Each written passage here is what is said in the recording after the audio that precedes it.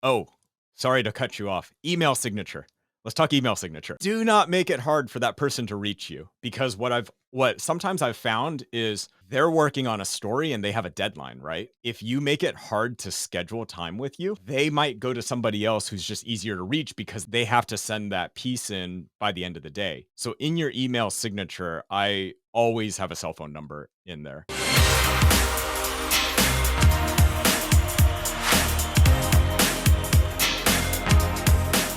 If you ever wanted to get into a 30 under 30, 40 under 40, 50, or even 60 under 60, this episode is for you. I interview the one and only Vincent Phamvan, former CMO, serial entrepreneur, and proud dad, and one of my favorite members of the PR Starter Pack. He was able to use the methods and cold pitch during the height of the pandemic to get the business that he built during the pandemic not only off the ground, but successfully sold to executives. This episode is for you if you've ever wondered how you can use the resources you have right now to be able to really 10x your visibility and credibility and stand out in a saturated marketplace. Vincent is a founder of Parents Club, a newsletter helping modern parents become smarter about parenting. And he was also not only a 40 under 40 award recipient, but he's also been featured in media outlets such as Forbes, Entrepreneur, Fast Company, and then the Tennessean and Biz Journals and counting. So welcome to the show, Vincent. Hey, Gloria, I'm so excited to be here and so glad that we could finally get together to record this episode. Okay, so you've been in the CMO seat, which is the highest, like most senior seat in marketing. And now that you've founded multiple businesses, you've also done PR on your own. So can you talk to me a little bit about PR versus marketing and the more DIY approach that you've taken with PR versus, working with a huge agency, which you've also done before? Yeah, I mean, it all like everything else in business, it comes down to resources, right? Larger companies have an unfair advantage of having cash to deploy. So, I've been a CMO at two different companies. One was venture capital backed, the other one was private equity backed. And so the amount of resources that you have are just different. You can lean on subject matter experts within different marketing agencies to be able to help your business grow or continue to grow. And so in the past, I've worked with, some of the largest PR agencies. It's the classic like New York City agency. You look at their website, you see all these big logos of like, the like the food brands that you eat, the companies that like ship your products, the companies that, you get your cell phone from. And so when you are working with those large agencies, they have a lot of experience, they have a lot of built-in relationships, but you're also paying a lot of money to be able to leverage that knowledge and expertise. And it was a little bit of a shock to me when I went off to go start my own venture, how much I had to learn. And a lot of it was really, really daunting. And I think that's where it was I don't know if like fate is the word to describe it, but I was so fortunate to be able to get an introduction to you and meet you because you really opened my eyes to some of the areas that in the past I just took for granted because I was working with these large PR agencies. So even though I had a background in marketing, I'm a marketer by trade. And so because of that, a lot of the branding, the messaging, the words on my website are about the features of our products and how they benefit customers. And in the past, the thing that was happening behind the scenes that these big PR agencies were doing is translating that into what journalists want to hear and what journalists want to write about. And what I love about what you're going out and you're teaching is you're showing founders and even seasoned marketers like myself how to do that themselves. Because in this world that we live in today, where it could cost you $500,000 to open up a brick and mortar retail shop, or you can spend $500 and open up a Shopify store, the PR starter pack and companies like Shopify have been able to level the playing field so that in these David and Goliath situations that the underdog has a chance of winning and the underdog has just as equal of a chance of being able to spread their message and get their word out because that's what every entrepreneur wants, right? Every entrepreneur has a problem or an itch that they want to go out and solve and they wanted to be able to help other people solve that same problem. And so I had to learn how exactly to do that. Now, was that worth your time? Because I think a lot of people think, either I pay someone else to do it and depend on that relationship, or I just don't do PR. And what have you learned about doing it on your own and very successfully, by the way, because you've been on so many features now? So tell me about how that curtain has been lifted. I think at one point it took me a while for CPR to really like click for me. And what I mean by that is when you create something yourself, it's like your baby. And when you go out and you tell other people about it, like you're so excited about it that you want other people to be just as excited about it. And the challenge is that good journalism are is not an advertisement, right? And so when you read a magazine, magazines already have advertisements in them. You don't want articles that are also advertisements. And so being able to understand what the trends are in the world and what's happening in the world outside of your company and how your company can be a part of that conversation and can contribute and further that discussion is a big difference versus like your marketing language that you might have on your website, which could work perfectly well in your website. But when you go out and you pitch that, it really took me some time to really like sit down and absorb your CPR method in order to be able to understand like how to send those emails, how to send those pitches in a way that hooks somebody and makes them more interested and in a way that builds credibility where you might not have credibility in that space or authority in that space today. And the truth of the matter is that like all these people that we look up to where we're like they know so much about this, right? They've spent so much time doing that. All of them had to start from square one at some point in time. Like none of them were born with that credibility. Nobody wakes up and, is born as a newborn baby and is an expert in, whatever the area is. That's something that's learned and that authority is built over time. But all of them, everybody that we look up to that have these blue check marks on their social media profiles had to start from square one at some point. Yeah. And what about the what it taught you in terms of doing that own exercise, getting clear on your message and not relying on someone to kind of do it for you? Like what have you learned? Because you've done it both ways. So, I mean, let's go back to the event that I hosted an online event, a virtual summit at the beginning of the pandemic, right? It was May of 2020. And when I sat down with you, Gloria,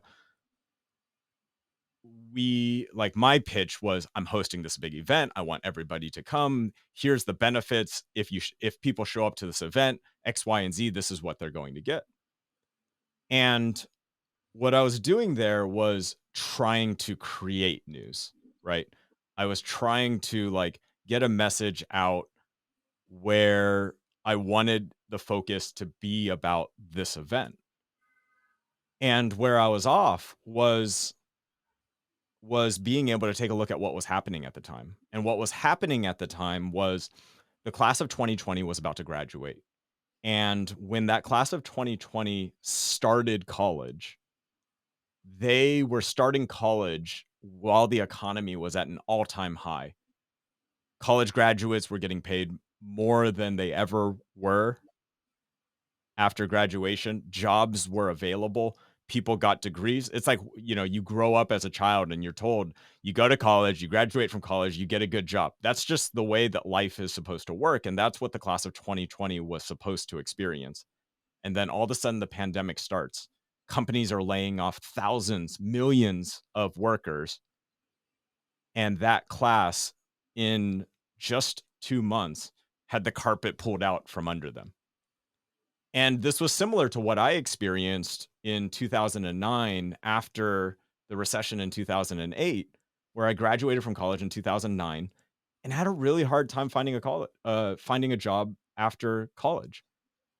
And so I wanted to be able to host this event for the class of 2020 to be able to help them navigate I wanted to create the event that I so desperately needed back in 2009. And when I started to understand what the wave was that was already occurring with the class of 2020, that wave was much bigger than any wave that I could have created. And so by being able to tell a story and being able to contribute to that existing conversation about what was happening with the class of 2020, I live in Nashville, Tennessee, and our local newspaper here was the Tennessean. I sent an email to, not to the editor of the Tennessean because they get so many pitches, but I went and I looked at, who is normally writing about the economy, who is normally writing about, the local companies that are hiring, or who's writing about, companies that are announcing that they're opening offices in Nashville. And I wrote an email to that person, and within a few days we were on the phone, and I think a week later, there was a photo published in the Tennessean from my event and talking about the class of 2020, as well as my experience having a hard time finding a job after college myself, and how I went out to go help other people do the same. And I think that's like a story that, like, every entrepreneur, there's something about like your hometown paper that, no matter how big or how small of a publication it is, it's a cool thing to be a part of your local community and like contributing to your local community.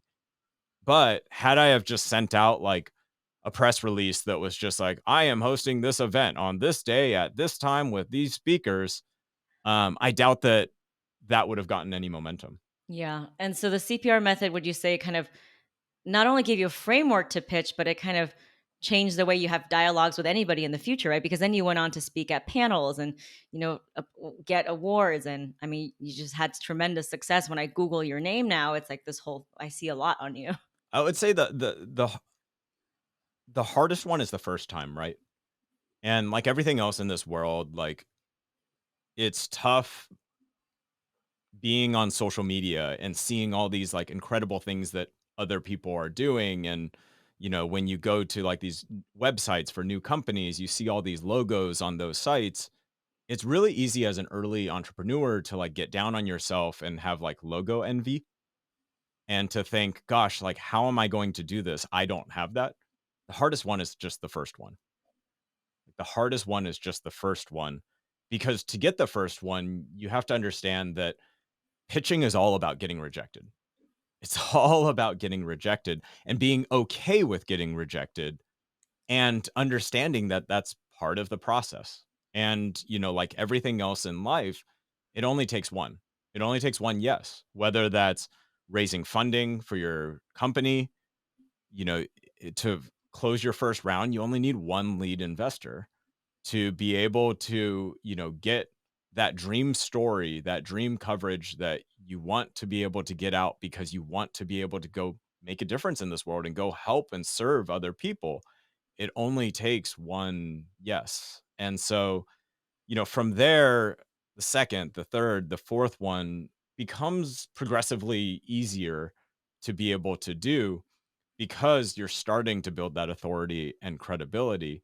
But that's something that for the first one, you have to go out and just do. And to be able to go out and just do, I think, was the hardest part, because,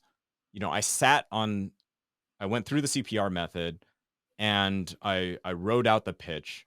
And then I think I like sat on that pitch for like a week, and I didn't email it out to anybody, because I knew that I would get emails back saying thanks but no thanks, or like even worse, maybe, I don't know. Like, I knew that there would be a lot that I would just send and not hear back from, and I didn't want to feel that. I didn't want to feel that way, and so I just procrastinated on what inevitably I knew I needed to do, which was hit that send button and to just go for it. And I think now, like, knowing what I know now and knowing that that's part of the process, it's a lot easier to be able to handle rejection when you expect rejection, but also knowing that it only takes one. One thing you said to me over and over that I say all the time is, Listen to what Vincent says. Everything is on the other side of the send button, right? You told me recently that you had coffee with the contributor at Forbes who covered you, and to be able to build that relationship where someone is in your town and you grab coffee with them is just so tremendous, right? But I think even more than that, it obviously helped you build your mailing list. So before we talk about all the obviously success that you've had and you've been able to sell your company, I want to talk about the survey that you did, because a lot of people, they think they can do a survey, but they think it's this huge daunting task. So break it down for us, like how you actually did the survey and how do you incentivize people to actually fill out that survey? So I think even before we talk about the survey, like what I did for the survey,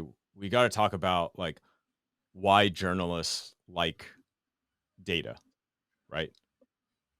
It's one thing to go out and to be able to say, my opinion is X, Y, and Z. It's another thing to be able to go out and say, I've talked to hundreds of people, thousands of people, or I have data from, this mobile app that I'm building where thousands of users are doing X, Y, and Z, and it's more or less than, what we saw last year. That data becomes something that within your business only you have, right? Only you have that information. Other companies don't, other people out there might not be seeing the same thing that you're seeing. And so, because you're the only one with that information, you have a unique angle and you have a story that you can tell that is different than everything else that's out there. If you go on Google News and you do a search today for like any word, in the parenting space right now, because of Biden's Build Back Better plan, there's a lot of conversation about paid parental leave. And so if you go and you do a search on Google News for paid parental leave, there's hundreds of articles about paid parental leave. And, journalists don't wake up in the morning wanting to write the exact same story as what 50 other journalists have written already out there, right? They want to write unique content, or they want to write they want to break that news. They want to be the first to break that news and then have others follow them, because then they're being the thought leader within the industry. And so Gloria, one of the things that you told me was, when we were hosting the event that I hosted at the beginning of the pandemic to help people find jobs, I invited a few journalists to be panelists at the event. So we had a writer from Fast Company, we had the editor in chief from Inc. Magazine, we had the LinkedIn news editor who writes about jobs, and so we had these journalists participating in the event, but I also had 7,000 people who registered for the event. And as soon as you have a group like that, it was really easy. We used Zoom Webinar to be able to host this online event. And Zoom Webinar has a polling feature where you can send out polls. And so I went out and I asked a few questions like, you know, are you currently looking for a job? Yes or no? How many jobs have you applied to in the last 30 days? And things like, how many interviews have you received in the last 30 days, from the number of applications that you have? And, when do you expect to find a job, in 3 months, in 6 months, in 12 months? And, you can even ask questions like, how do you feel about your job search? Do you feel optimistic about it? Do you feel not optimistic about it? And as soon as you do that, you have data that somebody else can use within a story. And that ends up being really interesting to be able to write about things like the average job seeker at the time was applying to over 100 jobs, right? That tells a story about the economy that's different and also makes it like really tangible for readers to be able to understand what a job seeker is going through at that time. And so I did that survey. And then after that, I went around and I shared some of the data with a few journalists, and it ended up being, facts that they included in their stories. But they did that because it was unique data that they could then use within their articles, which is much, much different than, oh, Vincent heard from one job seeker that they were feeling this way, right? Because that might be how one person's feeling, but it doesn't necessarily mean, that's how Americans are feeling, or it doesn't mean that that's how all parents are feeling. And so, with that survey, it gave something really tangible to be able to include in these pitches. Now, I know, a lot of people listening to this might be thinking, yeah, yeah, yeah, but I don't have an event that I'm hosting. I don't have an audience, or I don't have an email list. And, there are so many different ways to do surveys today that that's just one way of doing it.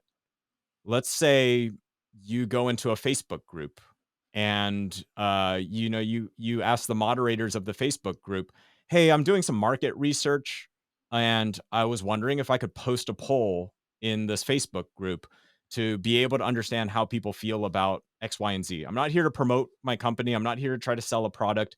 I'm just doing research so that I can better understand, like, how to serve the types of people who are in this Facebook group. And you can post that poll in Facebook and get those results. Most people, have, maybe not most people, but a lot of people have, 500 LinkedIn connections. That's 500 people that you can put a survey out to. So you could post a poll on LinkedIn. And what's beautiful about polls on LinkedIn is, as soon as somebody votes in your poll, it'll actually rebroadcast that poll out to that person's network. So, like, for instance, like, let's say on LinkedIn, I only have two connections. And one of them is like my brother, and the other one is Gloria. But let's say Gloria has 2,000 connections on LinkedIn. If I post a poll on LinkedIn and Gloria votes on that poll and leaves a comment on that poll, that poll will then show up on the news feed for all of Gloria's friends. I only have two friends, but she's got 2,000. And now all of a sudden, I have the ability for my survey to be able to reach all of Gloria's connections. Yeah, I could do the same thing I could go on and on and on, but Instagram stories have a poll feature. And, just the other day, I sent out a poll asking people uh, how they feel about the future of remote work, and whether if they work out of a coffee shop more than one day a week, if they work from home, if they plan to go back into the office. And I tagged a few friends in that Instagram story, and they reshared it onto their stories. And, like, all of a sudden I had more votes on the poll than the small number of Instagram followers that I have. And so there's different ways to be able to do this, but being able to use that data to be able to go out to a journalist and say, hey, I noticed that you wrote an article about paid parental leave. And I actually ran a survey about paid parental leave and how many weeks somebody actually took for their paternity leave or maternity leave, and how many weeks they wanted to take. In an ideal world, how many weeks they would have wanted to take.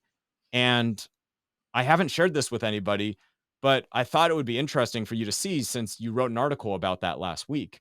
Like, that's a way of being able to contribute to a conversation, and to be able to start building relationships, because you have to pay into people's buckets before you make a withdrawal, right? You have to, nobody, I think, likes sending out messages where it's like, "Hey, Gloria, I know on LinkedIn it looked like you were connected to this person. Can you make an introduction for me? I would really appreciate that favor."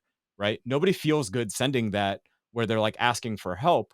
But imagine if, like, all the emails and messages that you're DMing are actually, "Hey, Gloria, I saw that you wrote an article about um you know, I saw that you wrote an article about the future of work and whether people are going to be going into offices."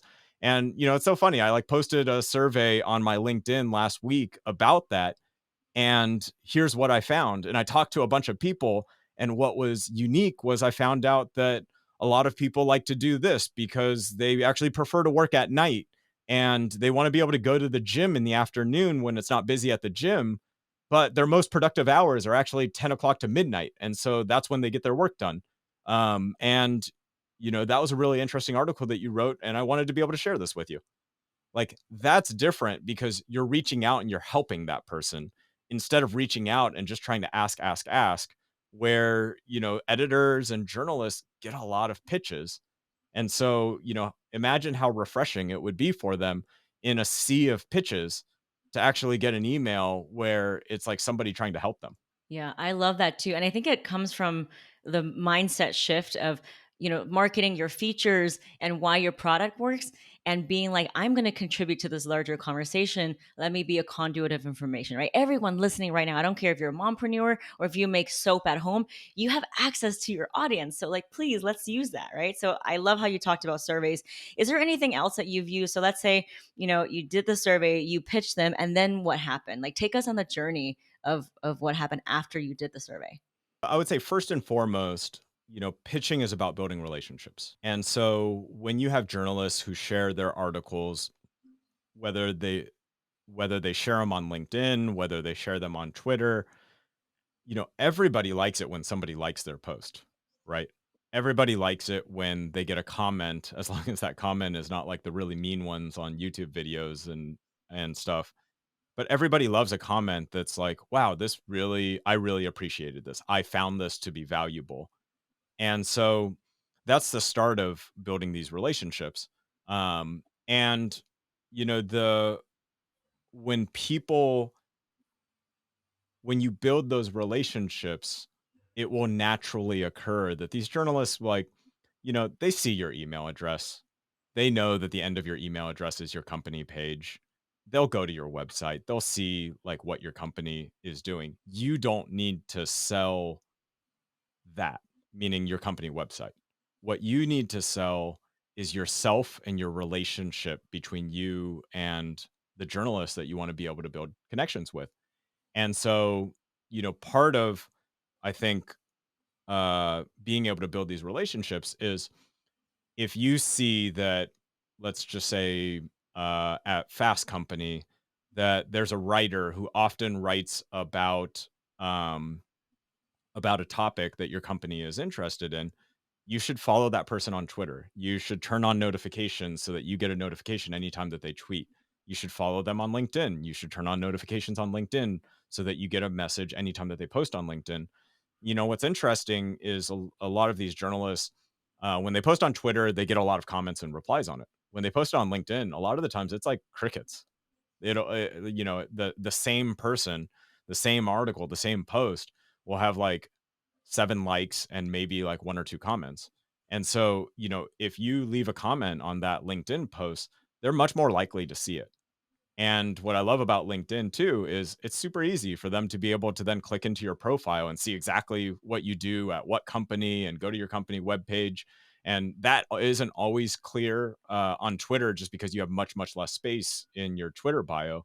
And so if somebody sees you commenting on, let's say, 3 of their posts over the course of a month, by the time that you do send them that email, that's not a cold email anymore because you've done what's called warming them up, right? And it's a classic sales strategy that a lot of like salespeople use, but you can do the same thing as you're building relationships. And, that person ideally would then, when they get that email, they would go, huh, I recognize this name. This is the person that left, all these positive comments on the articles that I posted in the past. They must be really interested in what I'm writing. Oh, wow, this is interesting. Like, they're sharing something that they've learned or they're seeing or trend that they're seeing. Um, maybe this would be an interesting person to talk to. And once you get to that point, then, you're not asking them, they're asking you. They'll come to you and say, "Hey, Vince, like, is it possible to get 20 minutes of your time to be able to chat? I'm actually working on a story on X, Y, and Z, and I'm wondering what your viewpoints are on X, Y, and Z." That's awesome. So you did the search. So just to recap, I mean, so much good knowledge. I hope everyone's listening that's taking notes. So use a survey. It could be as simple as doing a shout out on Instagram or using a poll feature on LinkedIn. And then also follow the journalists on Twitter and LinkedIn and warm them up by liking their articles before you send them the email. So let's talk about the actual email stage. Is there something that you've learned that works in terms of timing or subject lines or something like that that can increase your open rates? Shorter is better. I think I'd be curious on your perspective on that, but I always find that, like, when I sit down to write one of these emails, like, all of a sudden, I'm, like, looking at, like, 1,000-word email. in my first draft, and I can tell you my long emails have not worked. I mean, what do you think about that, Gloria? Well, that's why the CPR method works because it actually, I love bullet points. But I also think the subject line is important because I think a lot of people in the subject line want to do something that's very gimmicky, and that's such a turnoff. So, have you noticed something that's worked really well for you in terms of subject line or timing or maybe the cadence of follow up? So in terms of timing, I usually write them like towards the end of the week, but I wouldn't send it out on a Friday. You and I are recording this on a Friday. Like I'm not going to get off this podcast and go send out a bunch on a Friday afternoon. So I typically like to schedule them. I use Google, whether you use Outlook or whatever, you can schedule your emails. So I typically schedule them for about 7:30 in the morning on a Monday or a Tuesday in that person's local time. So, like, if I see on LinkedIn that that person lives in New York, then I'll send it out at 7:30 in the morning New York time. I don't have like quantifiable data to say like that's absolutely the best time to do it, but that's typically what I do is I try to avoid the end of the week. I typically go for the beginning of the week. And in terms of subject line, I would say the big one is instead of going for like the clickbaity types of subject lines.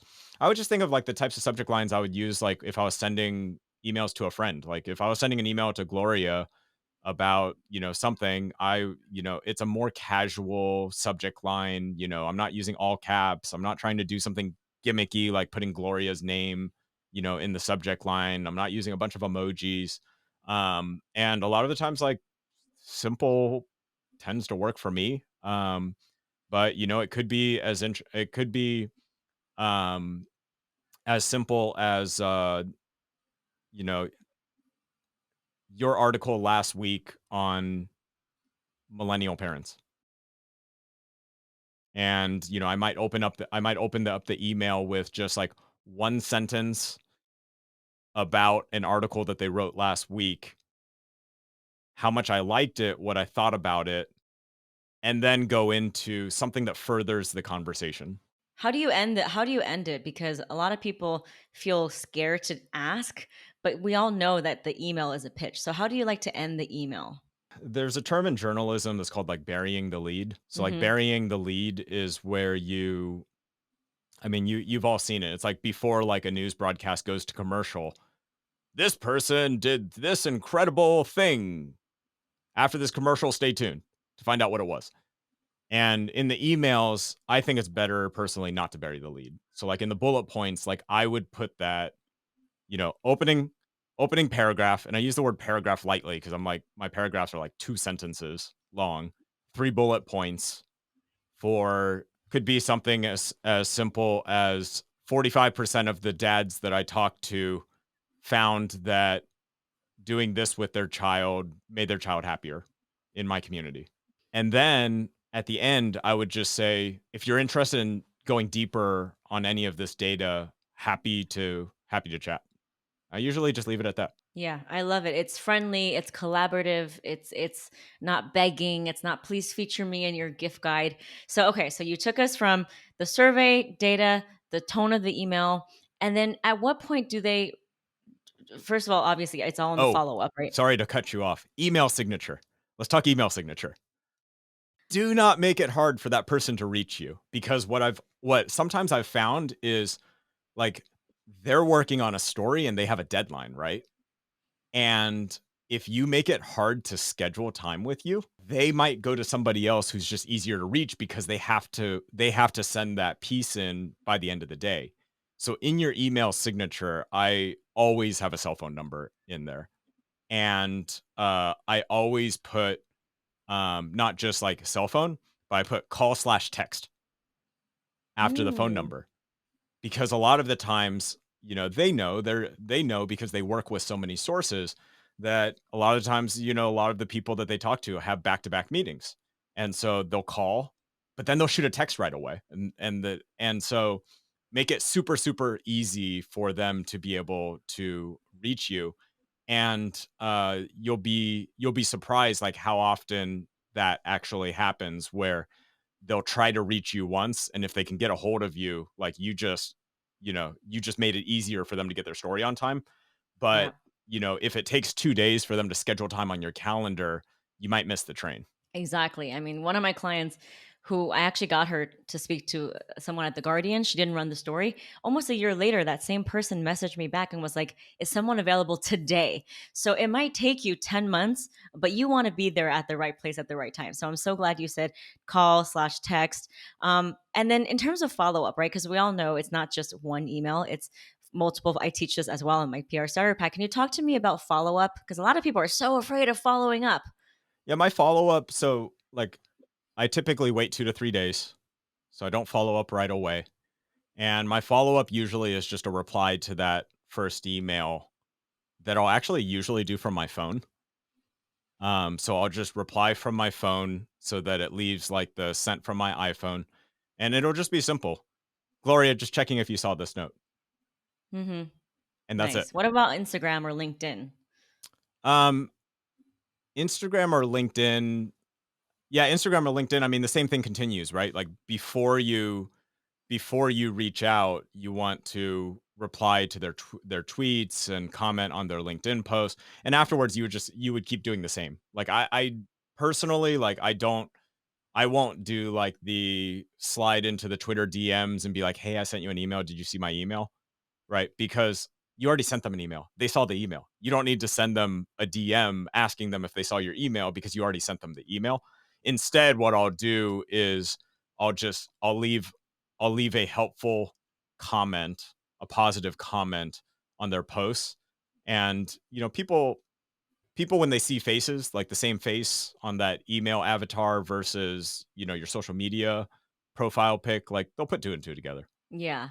Well, I'm actually less patient than you. I actually tell people to follow up, not just saying, "Hey, did you see my email?" but also, encapsulate kind of in a more concise way what the pitch is and say, "By the way, I sent you more information in this email," because people just don't read their emails. I mean, obviously you want to install an email tracker, but um, you want to just remind them to keep reading that email. And this is another thing is so many founders think, "Oh my God, I'm bothering them. I can't follow up more than once." Have you ever once gotten a journalist that's like, "You're not allowed to follow up with me"? No, I don't think that's ever happened. I Yeah, mean, the worst case scenario is somebody doesn't reply. exactly.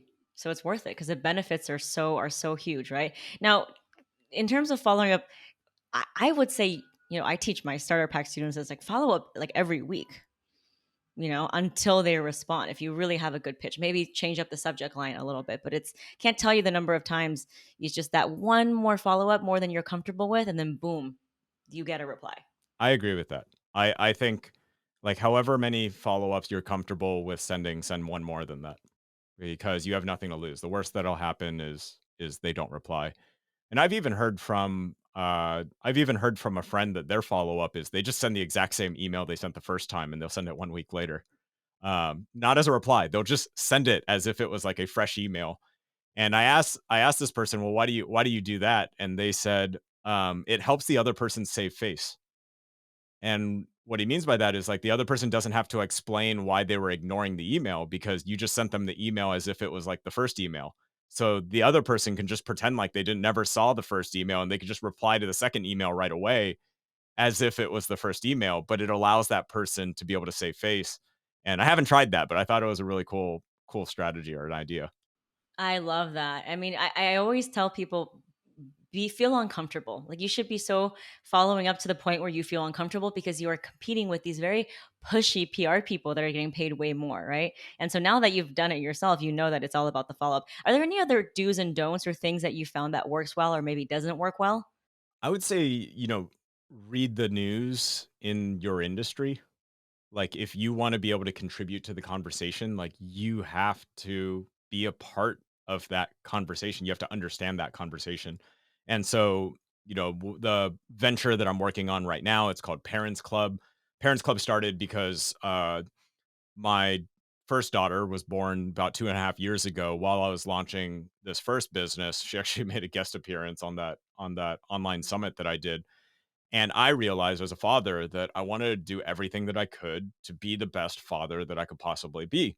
But there's so many resources out there that are really geared towards moms. And there's a lot of really great resources for moms, but I didn't really find, the modern father content that I was looking for, the modern parenting content, because like the modern families now, oftentimes have two working parents.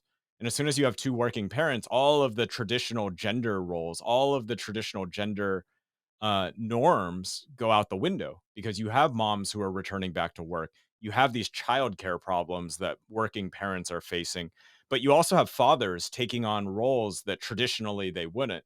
Because in order for moms to be successful in the workplace, dads need to step up at home.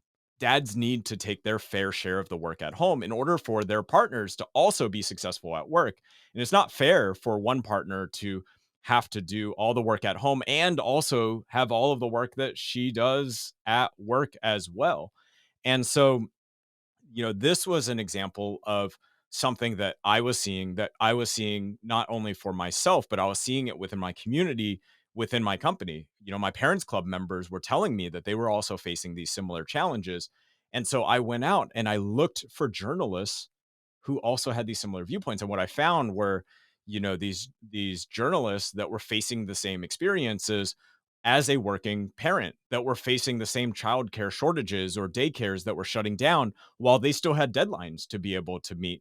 And so this is an example of something that I'm seeing and experiencing in my personal life. I go to my community that I'm building, and community, I use the word community lightly. Like, yes, it could be like a structured community, like a forum on your site, a Slack that you run with your clients or with your customers. But community could also just simply be the comments in the social media profiles for your company. But I'm seeing something within my community, and then I'm commenting on the posts from these journalists when they're talking about those areas. That is what allows me to be able to further that conversation and add to that conversation. And it also allows me to be able to better serve my community as well through my product. When you know what your customers are facing at a deep level, when you understand their fears, their aspirations, their hopes, their desires, their dreams, this is what allows you to be able to create great products and services for them. But this too also allows you to be able to be a part of that story that journalists want to write about. Yeah, 100%. I mean, and I also recommend for anyone that's listening is install a Google News alert. At least you know the subject lines and the keywords and start to train yourself to that. Because now Vincent can send an email very quickly and knowing what's in the subject line. But if you're starting out, like start to train yourself to do that. So now you've had all this press success. How are you able to leverage it for other aspects of your business? The press is one part of the growth strategy for any business. And I would say the biggest thing that it does is provides you social proof and credibility, right? Social proof and credibility, people naturally want, like, if you like, Gloria, if you and I were like walking down the street in New York and there was like this storefront and there was like this long line of people standing outside of the store, but you had no idea what was going on there, like, we would be interested about it, right? Because you're like, wow, all of these other people are standing in line, there must be something here worth waiting for. And that's what this press does, is because it creates digital social proof for your business. And so it's kind of like a fuel that's like the accelerator for your business. I think a lot of people expect, oh, if I could just get this one piece, I won't have to do anything else for my business. Like, customers will just come flooding to my business. And experienced entrepreneurs know it's a little bit more nuanced than that, right? You still have to build relationships with your customers. You still should have a good social media presence where you're engaging with your community. It doesn't have to be across all channels, right? Just pick one or two to start and just do those well. But when those news articles get published, a lot of the times, they will tag your company. They'll tag your personal LinkedIn profile or your personal Twitter account in their posts. Within the news articles, um, the bigger the publication is, the less likely they are to actually link to your website in the actual article. But you will get people who are Googling your company after they read that article. And so it is important to be able to have blog posts for them to find on Google. But the biggest thing is it creates that awareness around your brand, and it provides credibility and social proof because it tells somebody who hasn't heard about your brand, other people are talking about this. Maybe you should check it out. It's the equivalent of that long line outside of your store that's just pulling in interest. Yeah. And now you're such a master at your story, both from the marketing point of view and PR, because those are two very separate messages. And I think a lot of people just, like you said in the beginning, the agencies, they just give the journalists the marketing speak, but that's not a news story, right? So now you know how to be invited to every table, you know exactly how to have a value-driven conversation. What would you tell the other founders who are listening and saying, well, I don't have the success that Vincent has. I don't have these, I whatever, all the limiting beliefs, right? What would you tell them just to nudge them in the right direction? Because this is not rocket science, right? Anyone can do this. There was a book, Gloria, that I know you and I have both read, which is Launch by Jeff Walker. A really great book about being able to launch products, and all types of products, whether you sell digital goods, whether you sell physical goods, whether you provide services. It's just about being able to, do what the book says, which is launch. And one of the stories that he tells in the book that I thought was really interesting was this story about leaving the parking lot after, I think it was a football game. When you're in a parking lot and there's like all these cars and you're in a traffic jam, you're all trying to get onto the highway. Everybody's trying to go to the same place.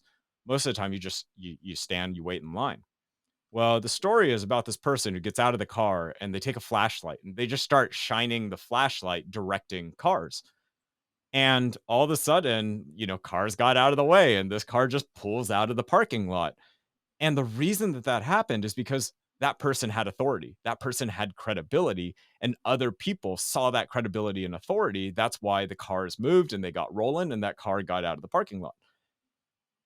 In this story, like, nobody gave that person authority. Nobody gave that person credibility. They just got out of the car and started shining a flashlight. And, building authority and credibility, I think it's really easy to be able to look at all of these things and to go, oh, 40 under 40, Forbes Council featured in Fast Company, got quoted in Forbes last week, and to go, I can never do that. And the truth of the matter is the majority of the people that you read about uh, and have those logos on their website, um, they're not anything special. At the end of the day, I woke up this morning, I did some reading, I got my kids dressed, I dropped off my daughters at school, I came home, I made breakfast for myself, had coffee, and now I'm here recording a podcast. But like there's nothing special about me. And, you know, a lot of I'm a nobody, right? But one day I woke up and I wanted to be a part of the conversation. I wanted to start building relationships and I wanted to serve my customers. I wanted to serve my members of Parents Club and help them be great parents and help their families thrive. And I wanted to be able to share the story of these communities and what these people are feeling during the pandemic with journalists who could further help other parents be successful in raising their kids during these really, really challenging times. I think when you remember your why, everything else seems so easy because you're not worried about coming off as salesy. You're so focused on your why. So, thank you so much for inspiring us, for giving us not only mindset tricks, but actual tangible, tactical things that we can all do. And I encourage everyone to re listen to the episode because Vincent gives us so many different pointers on how he was able to use a starter pack after having worked with big agencies. So, we're kind of at the top of the hour. Is there one last parting thought that you want to leave my audiences with? No, if anybody wants to connect with me, feel free to reach out to me on Twitter. My DMs are open. And after this, if anybody's listening and you're a parent, this website doesn't exist yet, but we'll get it up by the time this episode publishes. But we'll get some type of special offer for your listeners. I always want to be. You've heard on this episode, I want to be able to help as many people that I can. But parents.club/Gloria, we'll check that out. We'll make that new website for you, but we'll have some type of special gift for Parents Club for any parents who are listening. These are really, really hard times as a parent. Give yourself some grace and give yourself some space. And just know, if you're a parent and you're listening to this, it is really hard to build a business. And it's also really, really hard to be a parent. And it's even harder to do both of those things at the same time. And just remind yourself, no matter how hard today was with you, whether it's with your kids, whether it's with a customer that you had, whether it was, some type of emergency at work, you're doing a good job. You're doing a good job.